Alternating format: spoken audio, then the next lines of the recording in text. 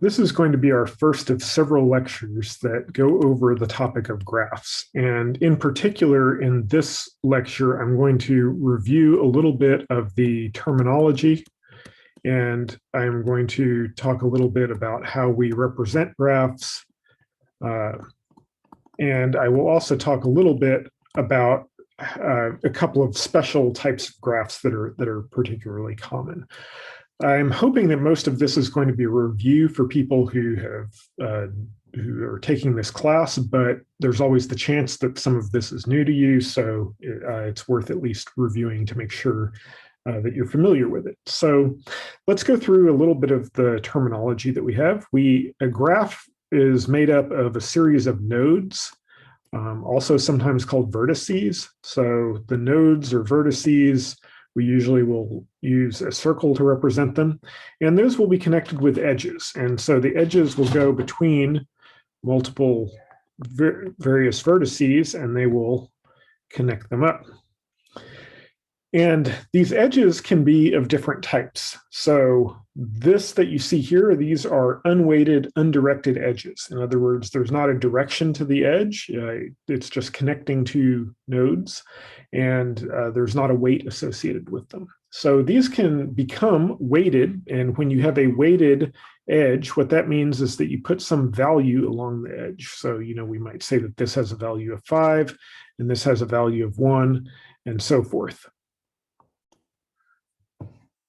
So we might have just any arbitrary weight along the edges, and typically these are going to have positive weights, but sometimes you can have a graph where edges will even have negative weights associated with them, or even a 0 weight. So although there are, in general, the graphs that you have, if there's a weight, it's a positive number that's not universal. So that's what weighted edges are. You can also have directed edges. And so a directed edge points from one node to another one. And so it will actually have a beginning node and an ending node. And sometimes you will then, if you want to connect two nodes, you'll need an edge in each direction. When we have these edges, regardless of whether they're directed or undirected, you will sometimes encounter multiple edges. So it is possible to have multiple edges between two nodes, such as you see there. So some graphs will have that. The majority of graphs, you'll only have a single edge between two nodes, but occasionally you'll find a graph that has multiple edges, and those edges might have different weights across each one. You'll also occasionally have things called loops, and a loop is when edge points back to itself, a self loop. So that's when you have a directed edge that leaves one node and it goes back to itself. And I guess technically it wouldn't have to be directed, but that's usually the context in which you find it. And especially if you use a graph to represent something like a state diagram, so where every node represents a different state that you could be in, you might have different ways of transitioning from one state to another. And usually things happen along the edge, like you press a button and something happens, and then after you've pressed the button from the first state, you end up in the second state. Well, it might be that you can keep pressing the button and something happens each time, but you end up back in the same state. And then finally, it's time for you to quit, and you go down to some quit state, for instance. So you will sometimes see self loops, especially in state diagrams for graphs. Now, another aspect of kind of terminology here is you will see sometimes people talk about the degree of a vertex, and the degree basically says how many edges are coming in and out of a node. So if you have a graph that is undirected, where all of the edges are undirected edges, then it just says how many edges are incident on that vertex. And so, for instance, here we have in this graph, this would have degree 2, and this would have degree 2, and this would have degree 3, and this would have degree 1. And in an undirected graph, if you take the sum of all of the degrees, over all the vertices I, this is going to be 2 times the number of edges. So it's always going to be double the number of edges. So in this case, 2 plus 2 plus 3 plus 1 is 8, and there's 4 edges, so that makes sense. If you have a directed graph, you will usually have two types of degrees that you talk about. You'll have an in degree and an out degree. So you have the in degree and the out degree. And basically, the in degree says how many edges are coming in, and the out degree says how many are going out. So for instance, in this node up here, it is going to have an in degree of 2. There's 2 edges coming in, and there's 2 edges going out. Okay, if you look at this one down here, at this second one, the second node down here, this is going to have an in degree of 1 and an out degree of 3. It's got 1 edge coming in, and it's got 3 edges going out. And so if you are to sum all of this up, basically the sum of the in degrees plus the sum of the out degrees, or you might say the sum of the in degrees has to equal the sum of the out degrees. And that should be kind of obvious. Every edge is in on one vertex and out on another, so those two things are equal. And again, if you were to sum them up, you should get 2 times the number of edges. Okay, a little bit more about terminology. You'll sometimes see discussions of doing something called a path or a walk or a trail. And what that means is that you are going to follow along a set of vertices through a graph. So if we talk about a path through some graph, this might be the graph that I have available to me. A path through there might be one that goes like this. Okay. Now, if you ever hear something that is using the term, say, cycle or circuit or tour, okay, what that means is that this is going to be a path that returns to the beginning. Okay, so an instance of a cycle might be the blue path there. And so it doesn't particularly matter where it starts and where it ends, because it forms a cycle, it forms a circuit. You're making a tour of those vertices along the way. So just realize that when those terms are used, they mean slightly different things. Okay, so that's a little bit about terminology. Let's now talk a little bit about how we can represent graphs. And there are, I would say, 3 main representations. But the actual way that these things get represented in practice and code can still vary quite a bit between them. So these are kind of 3 broad categories, but you will occasionally see people code them up in different ways. In particular, the second one that we talk about, the adjacency list. So the first one, the first basic representation is what you would call an edge list. And an edge list is just going to store all of the edges in one giant list. So in one large list. And they are not on their own connected to anything else. And so when we say that we store an edge, what is in each edge is going to be the start vertex, the end vertex, and the weight, if there is one. Okay, so an edge is going to have a start, an end, and a weight. Now, if it's an undirected edge, the start and end, you can just think of those as vertex 1 and vertex 2. But basically, that is stored for each edge. So you can have basically a big giant list or vector or array or whatever you want to think of all of these edges. You can often sort them. Often they're going to be sorted. And this works well. So this is basically good. If you need to process all the edges and just the edges. So if you have something that's designed to work just with the edges, this can be particularly useful. And so an example of this is something we will talk about later, which is a minimum spanning tree using Kruskal's algorithm. Okay, and in Kruskal's algorithm, basically you just need the edge list, and then you're going to have an auxiliary data structure that stores the rest. And you don't actually need to, in a way, keep track of the individual nodes and exactly how they're connected to each other. You just need to know those edges and process them that way. But the edge list is basically not very good if you actually need to look at what is adjacent to a particular vertex.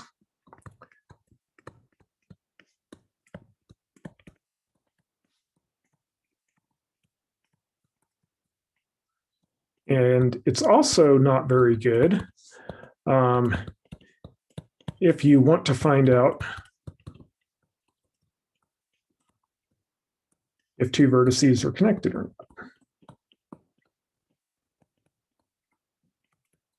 So if you just want to know, hey, is there an edge from vertex A to vertex B? If you have the edge list, the only way of doing that is you search through the entire list and find it. And maybe if you've sorted it, you can do that in logarithmic time, but it's not on its own. It's not going to be a very useful data structure. So there are cases where just the plain old edge list, just a giant list of all the edges, is in fact useful. And so just to kind of illustrate what that might look like, if I have something here, I'll just draw a set of nodes. So let's call this one number 1, and this one number 2, and this one number 3, and this one number 4. And these are going to have weights, and I'll put the weights here in blue. The weights will be 3, 4, 5, 1, 1. Okay, so my edge list might look like a big long list or vector that says, okay, I have an edge from 1 to 3 with weight 4. And I have an edge from 1 to 2 with weight 3. And I have an edge from 2 to 4 with weight 1. And I have an edge from 2 to 3 with weight 5. And I have an edge from 3 to 4 with weight 1. Okay, and so that would be my edge list right there. So it just sort of lists the edges, and for each edge it has a start vertex, an end vertex, and a weight. Okay, probably the most common representation that people will use is this next one, and that is called an adjacency list. Adjacency list. Okay, so the adjacency list is where we are going to keep, so we will keep a list of the nodes that we have. And with each node,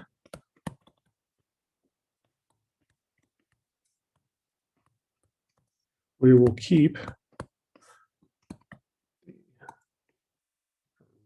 a list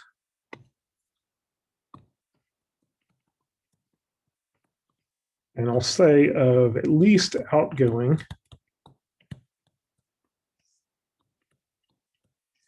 sometimes incoming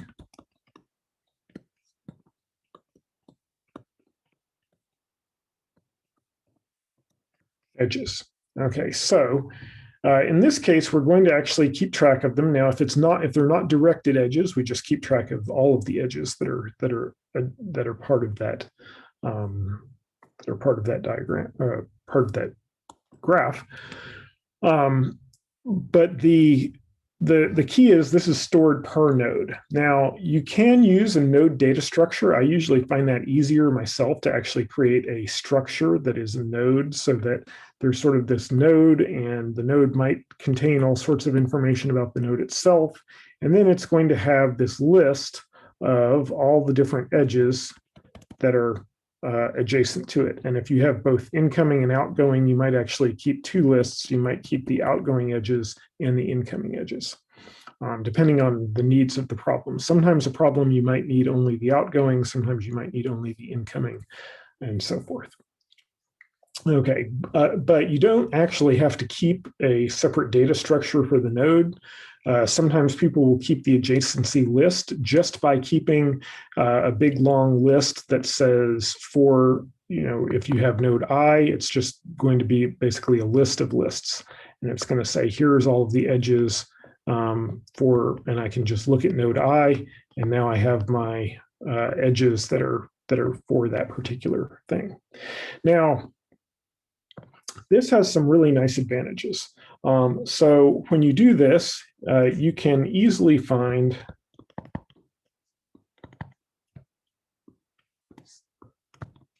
all the adjacent nodes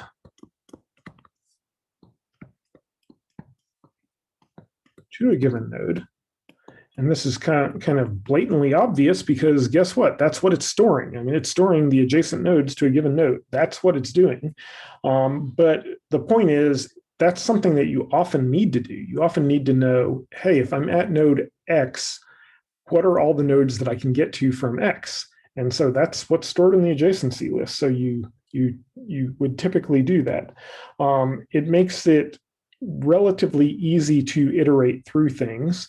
There are some, I wouldn't really call it a particular negative, but it is not necessarily as easy to check whether two nodes are connected. So if you just want to know, hey, is node A connected to node B, you have to actually go through all of A's adjacency list and see if B is in there. And maybe you've sorted the adjacency list. Maybe it's sorted by the vertex number or something like that. So you can do it a little bit faster. But it's a little bit more work. And I wouldn't call that a big negative, but it's at least not a standard. So if we have something similar to the graph that I showed you before, so let's say it's something like this, where we've got 1, 2, 3, and 4. Well, in this case, I would keep a list of 4 vertices. So I would have, or 4 nodes. I would have node 1, 2, 3, and 4.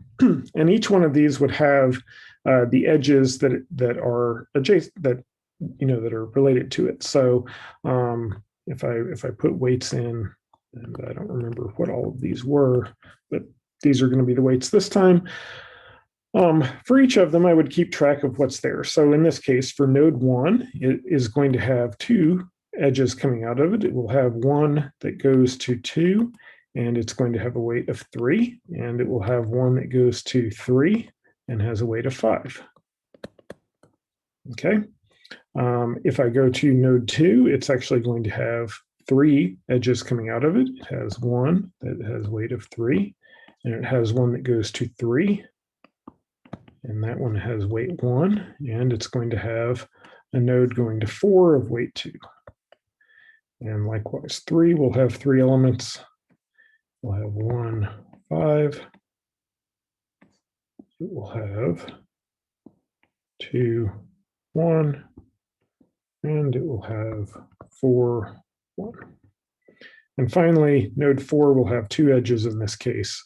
It will have one going to 2 with weight 2, and one going to 3 with weight 1. Okay, so that gives you an idea of how the adjacency list would look. And again, it's very easy to pick a node and find which things are adjacent to it, and spread out from there. And many of the, say, search algorithms that we have, that's the exact thing that you need, is which nodes can I get to from my current node. And I would say if you want a good default, this is a good default representation for a graph. So if you don't know anything about your graph and you just say, I need to have some representation for it, and I'm not sure how I'm going to use that, using an adjacency list is probably the most common. Okay, so the last one to mention is going to be an adjacency matrix or table. So depending on what you want to call it, but the adjacency matrix is going to store, it will store every node-node combination in a 2D array or table or matrix. Okay, and so the idea here is that if I have something, and I'll just go ahead and show you what this looks like for the type of graph that we have been illustrating, because this one is the easiest to see, I think, by illustration. So 5, 3, 2, 1, 1. Okay, and again, those might be different weights than what we had the first time, but if this is node 1, 2, 3, and 4, the adjacency matrix is going to be, in this case, a 4x4 grid. And in each cell here, it's going to tell us exactly what the adjacency is from one node to the next. So, and what the weight is going to be the value. So from 1 to 3, we have something, and I'll write this in blue, we have something of weight 3. And likewise, the same thing from 3 to 1. Now, if it's a directed graph, then you would normally use this as the from, and this is the to. And so, for instance, if I had something that was directed from 1 to 3, I would not have the element down there that is 3 to 1. It would just be from 1 to 3. But I'm just going to illustrate this with an undirected graph at this point. Okay, and so likewise, we have between 1 and 2, we have something of weight 5. And between 3 and 2, we have something of weight 2. And between 3 and 4, we have something of weight 1. And between 2 and 4, we have something of weight 1. Okay, so that actually shows the adjacency. And we would write in here, we would keep something like -1 in all of the cells where we don't have an edge.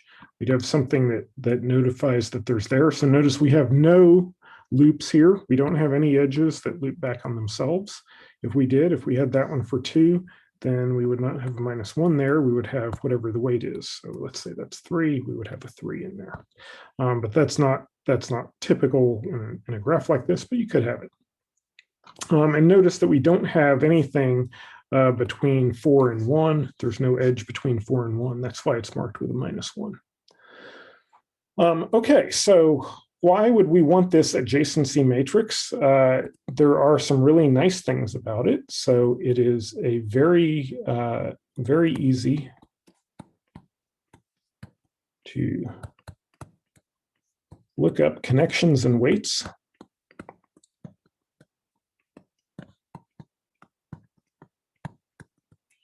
Between pairs of nodes.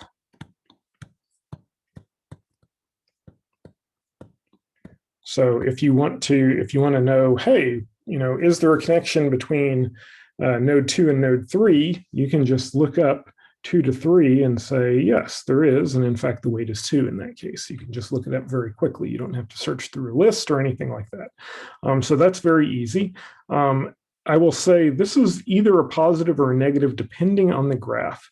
A positive is if it is a dense graph.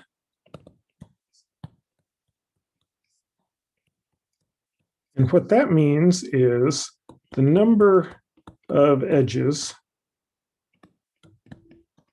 is basically on the order of the number of vertices squared. So if just about all the edges are there, or something like all of the edges, then it's an efficient way of storing things.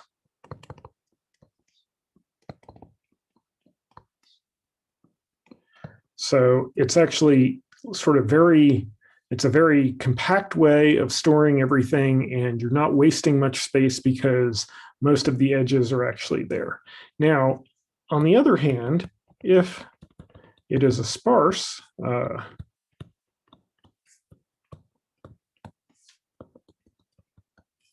then it's very inefficient.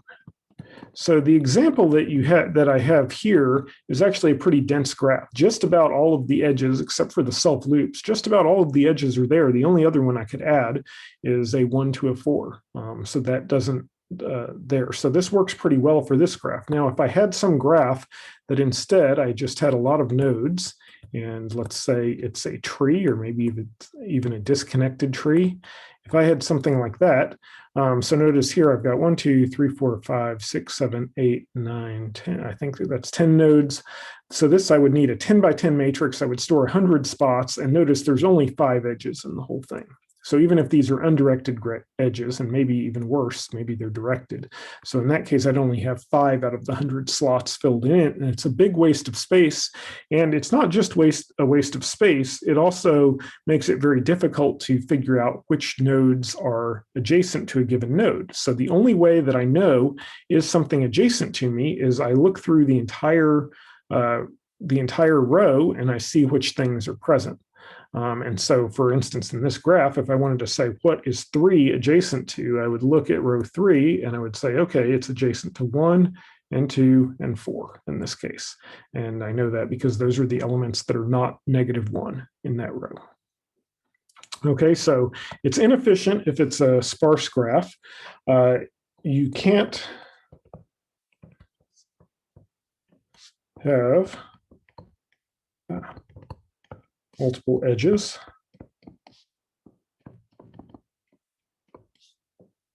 between pairs of nodes. At least not, you can have, if it's a directed graph, you can have one edge in each direction, but that's it. So notice that I cannot represent a graph like if this is one here, I can't do something like that because there's only one entry in the table between a pair of nodes. Okay. The next thing is that the other problem is you need a way to represent that an edge does not exist.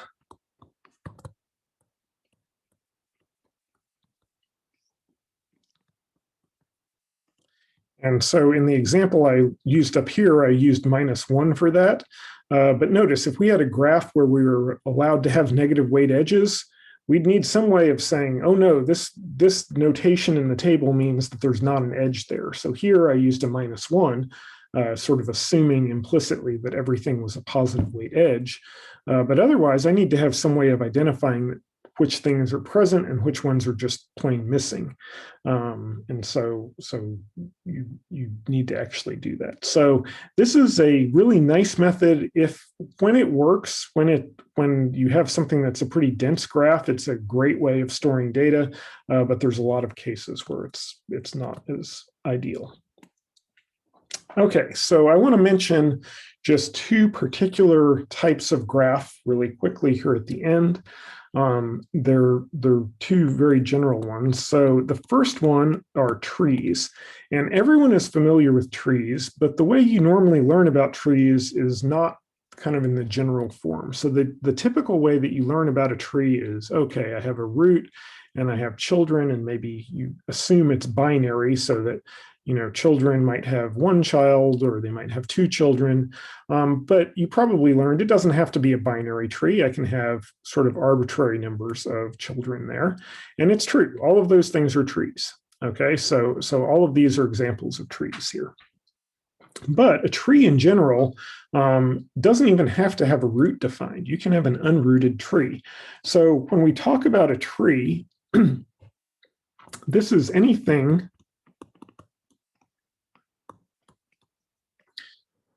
with the number of edges equal to the number of vertices -1 and fully connected.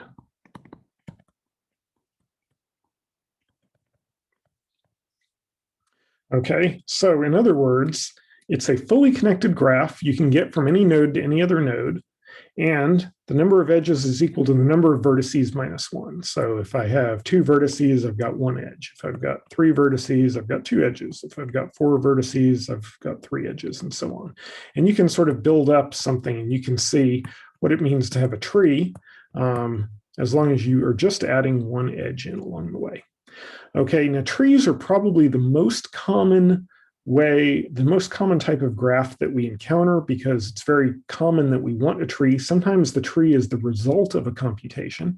So for instance, a minimum spanning tree, well, the tree is the thing that we get out of it. Or you can generate a shortest path tree. that shows from a starting point what's the shortest path to everything else, and it usually forms a tree. So it's one of the most common things that we run into, but it has this more general definition, like you see there, and there's some other implications of that. And one of the key ones is there is only one path between any pair of nodes.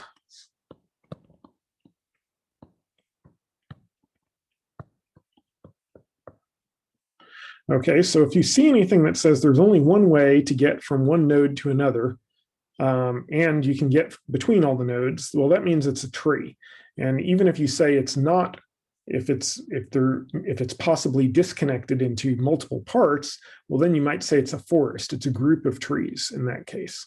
And so a forest, you would have even fewer edges because the number of sort of different components, the number of different trees, you don't have edges connecting them. But you'll sometimes see things stated, and they say there's only one way to get from any point to any other point in a graph. Or you might say, you have a bunch of cities and they're connected by roads, but there's only one route that you can take, that's direct between any one city and another one. And that's another way of saying that you have a tree. Now, one of the things about trees is that if you know that you have a tree, so if you know you have a tree, then some algorithms really simplify.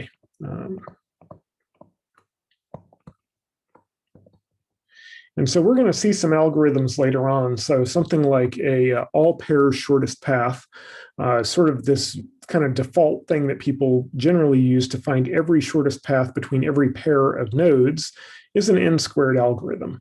An n-cubed algorithm. But if you know you have a tree, that can be reduced to an n-squared algorithm. You don't have to run an n-cubed one.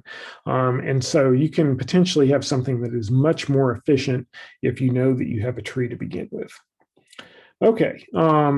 The other thing about a tree, and this is the way you often learn it, is if you have a root, well, then you start talking about having parents and children and ancestors and descendants.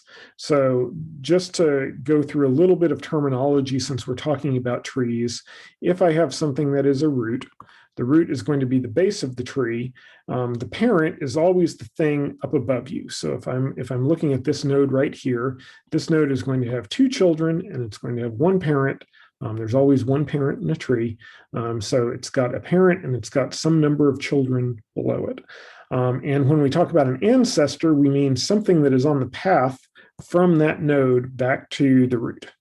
Okay, and if you talk about a descendant, it means anything that has a path to the root that has to pass through this. So for instance, this node down here, for it to get to the root, it has to go there. So does this one, and so does that one. So all, and this one here and that one there, all of those four nodes are the descendants of this node. And likewise, it has two ancestors, the root and its parent. Okay, so that's some of the terminology. I think everyone probably remembers that about trees. Okay, there's one more type of graph I want to mention, and it's one that is sort of an implicit graph. It's the one where you don't have to list all of the edges. And that's when you define something on a grid. And the grid can be 2D, but it can also be 3D, and in theory, it can be any number of dimensions. But the idea of a grid is that you actually have a graph of all the individual cells in the grid. You just don't explicitly say what the edges are. You just define them implicitly by assuming that things are connected. Now, in a 2D grid, it's very common to have connections just to the left and right and top and bottom. And sometimes you'll have the diagonal connections also. And you have to read a problem to understand, are those things that are on the diagonal, are those considered adjacent to each other or not? But basically, if two things are adjacent, it means they're connected with an edge. So we have edges defined all over this grid here. But we didn't have to actually represent any of them directly. We just define the grid, and the edges are implied. We didn't have to list them all out. Now, we could turn this into a matrix form if we wanted to.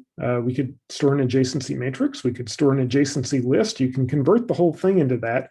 But very often, if you have a grid, you can run all of the graph algorithms that we talk about, but you just run them on the grid and you sort of store things there, and you don't actually have to keep track of the edges explicitly in any other data structure. It's just an implied graph. So that is the key here, is this is an implied graph. Okay, so if I start at some node, so say I start at this node here, that cell, and I say I want to go to all of its neighbors, well, those would be the things in green. Okay, and those are the neighbors 1 away. And then if I want the neighbors that are 2 away, well, those are going to be the things that are here in red, because you could follow 2 edges and get to the nodes that are in red, and 1 edge to get to the nodes in green. And if you wanted to follow things that are 3 away, well, those are going to be the nodes marked here in black, because you would follow 3 edges. So you would go something like here to here to here, and that's how you would end up at that node. There might be another route that you could go, like that route, but that's the point. Is there's a graph defined here, and you can move through the graph anyway.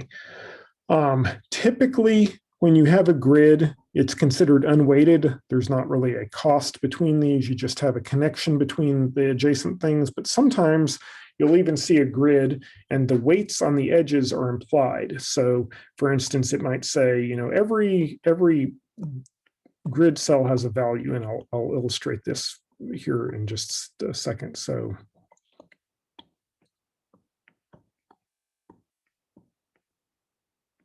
okay, so there's a grid, and I've got values in each of the grid cells, and I'm going to label each grid cell from 1 to 9 just in red, so that just to illustrate what this is. Okay, so you will occasionally see a problem that implicitly gives you a weight by saying something like, to go from cell 1 to cell 2, you take the cost of doing so is the weight, or is the value in the second grid cell. And so what that means is, for instance, if I have a link from 1 to 4, it's going to have a weight of 8. And if I have a link that's from cell 1 to cell 4, it has a weight of 8. If I have one from 1 to 2, it has a weight of 2. If I have the one from 2 to 3, it has a weight of 4. The one from 2 to 5 has a weight of 2. The one from 3 to 6 has a weight of 5. The one from 4 to 7 has a weight of 8. Between the two, if you're always picking the higher of these two, and so on. Okay, if it were directed, it might be the one that you end up with. So you might say one from 1 to 4 is 8, and one from 4 to 1 is 2. I'm sorry, not 2, is 1, since the value in that cell is 1. So you can sometimes have what I would call an implicitly defined weight. You haven't actually said these are the weights of the edges, but that's what it means. It means that's what, if I were to represent this thing as a graph, that's telling me what all of those edges between these nodes are. There's going to be one in each direction potentially, and you would have a weight on each one. And you don't have to actually store this. And if you're allowed to go across diagonals, then you would also have these diagonal edges in addition to everything else. Okay, so that's the other type of graph that you'll run into. Besides trees, you'll often see these grid problems, and all of the graph algorithms that we talk about work on grids. And in fact, there's some algorithms that are specific to grids. Okay, so that's the overview of graphs. Again, terminology, ways of representing them, and a couple of the special types of graphs that we have here.